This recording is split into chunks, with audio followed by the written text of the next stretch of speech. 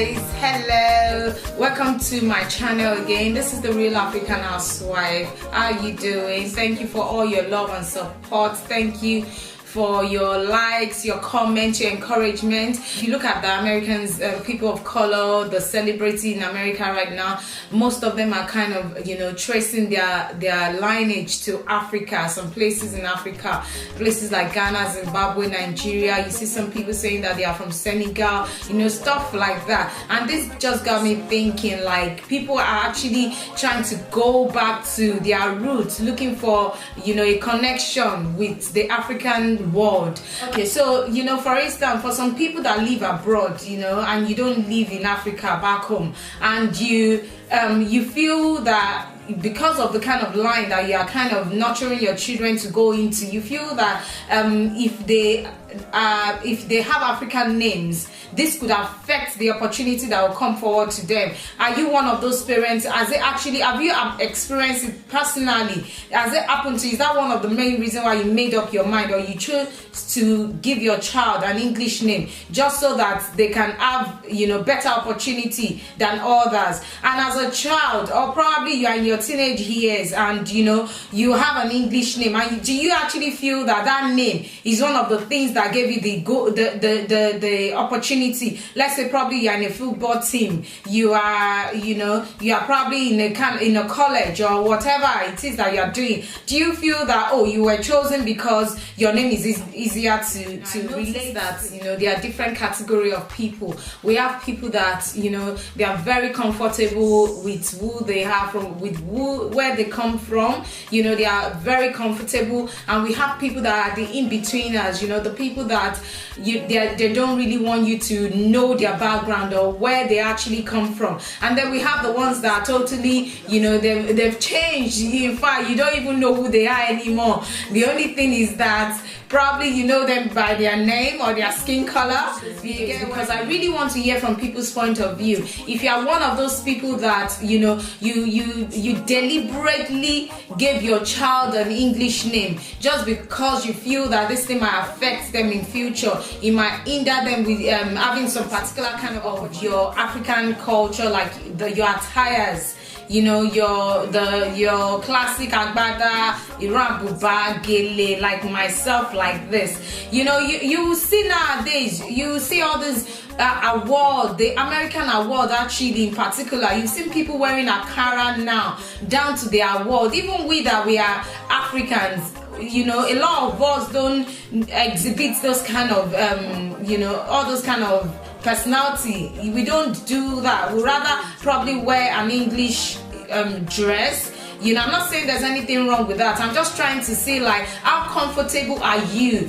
Look at Seun Kuti, that went to the Grammy Award this year. He was wearing his agbada. In fact, the guy was like on point. I was so super proud of him. I was like, I just love the fact that he brought our culture out there to show that this is who I am. He was proud to wear it. And you be comfortable enough to wear your African attire, whether it is you're wearing an ashoke, an agbada for those of us coming from Nigeria. Would you be comfortable enough to wear that?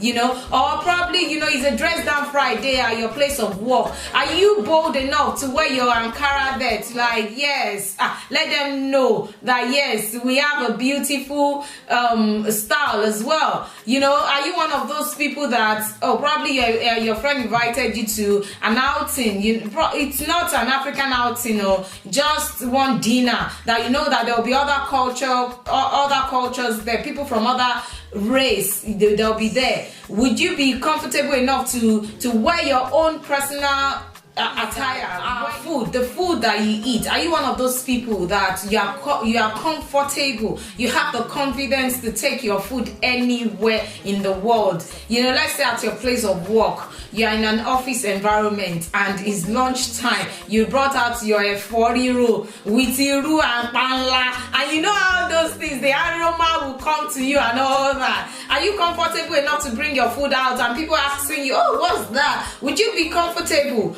Or are you one of those that, no, I would rather just take a sandwich or whatever it is that other people are familiar with to take? One of the experience I had is a friend of mine, she was actually complaining about Iru She was like, for those of you that don't know what Iru is, Iru is locust beans. It's in Nigeria, one of those delicacies that we had in some of our food. And she was complaining. She said, oh, she doesn't like the smell. The aroma is somehow to her. And I'm like, you are born and bred in Nigeria, for crying out loud. Please, is it me? Or is there anything wrong in, you feeling that there's something wrong with your food? Some people can't stand a fresh fish. I don't know, maybe it's me, but let's just, I'm not talking about you being allergic to things, this is not a matter of allergy, it's a matter of you feeling that there's something wrong with your culture, like maybe it's not posh enough for you, are you too posh for it? Another instance is, let's say for instance, who knows Agbo? Agbo, for those that don't know what Agbo is like African medicine, like a local medicine that is kind of like a concoction that is being made for people that are sick. So instead of taking tablets, you are given this thing that are being made together and is given to you to make you feel better. And some people do not want to hear about Agbo. They'll be like, like, are you for real? No, I can't use Agbo. What is that? It doesn't smell nice. It doesn't taste nice. This is not about allergy. So is it the presentation? Is it, if you're one of those, is it just by looking at it, you just feel accent as well? How well do you embrace your accent? Like, do you actually have to talk like other people? We were not brought up the same way. Some people actually would form different kind of, they will speak British, American, German, God, they will add on it. You be like, hey, please, where are you from? Gongono. Do you get what I mean? Like, I don't get to, you can hear my own accent. I'm typical Yoruba woman. Broad and buttered and bread. Even sometimes my kids will even correct me. Mommy, this is not how to say it. I'm like, please, girls, I am from Africa. I'm not English. So, do you get what I mean? Are you one of those that try to like form some particular accent? Do you think that accent is what is giving you a job opportunity? If you go for an interview, you feel that if you kind of twist your tongue, then you will get that job? Or are you actually one of those people that have actually experienced a setback because of your accent? Did they reject you for a post because of your accent? Don't get me wrong, I'm not saying, because I understand that if you are in a particular environment where people are not from the same background as you have, from the same culture as you are, you have to speak in a particular way so that they can understand you, because but my thing is that if you are with your own people, are you still forming that accent? Are you still like being British, American, German, Spanish self? You get what I mean? So that's just my thing. I'm just kind of looking at it from different kind of angle, different point of view. Like, what are the reasons why you chose to speak in a particular way? Is it because you are not proud of your culture, or is it because it's a necessity just so that you can survive in a particular tribal mark? Hey, tribal mark. How many girls of nowadays have tribal mark? In fact, the culture is long gone. Oh, God help us. But the thing is, to be honest, like, are you one of those, if you see people with tribal mark, you look down at them? Do you like who is she, who is he, just because they have tribal marks? Are you one of those? You probably wouldn't show your mother or your father because he has tribal marks. Some people are like that. Believe me, I'm telling you. I remember my mom telling me this story. My mom had a tribal mark. God bless her soul. Like, she told us the story that when she was little, like, her cousin has a tribal mark, and she loved it so much. Like, she's like, hey, I want that kind of tribal mark. I want that kind of tribal mark.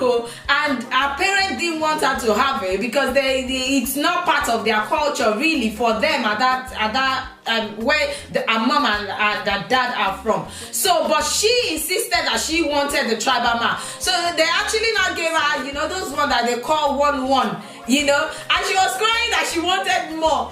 In fact, we are always laughing anytime she tells us those stories. And you know, look at it now. Look at tattoo. Tattoo has been in African culture for decades. You will see the Fulani people have a lot of tattoo on them. There are a lot of people, I don't really know much about the tribes that have tattoo, but I know even some Igbo people, they have tattoos on them. Some Yoruba people as well, they do have tattoos on them. And people will see them and be like, what is this? At that time, people, but now, look at all these popular American artists. All the slave mama, slave queen now, they are putting tattoos on themselves. So they no longer see it as if it is ras or it is not posh enough. Just because other culture are not actually doing it comfortably. You see all those people with the tattoo on their face, on their neck, the whole of their body. And lo and behold, before, some people in my country, they'll be like, oh, she has. They always believe that it's only all those women that hawk fish that have tattoos on. Now everybody is now using doing tattoo up and down. So you know, I don't understand why we don't celebrate our culture. Is it until other people, you know, celebrate it for us? Is that when we then accept it that it's good enough for us? Please comment down below, let us know this thing and we can talk about it.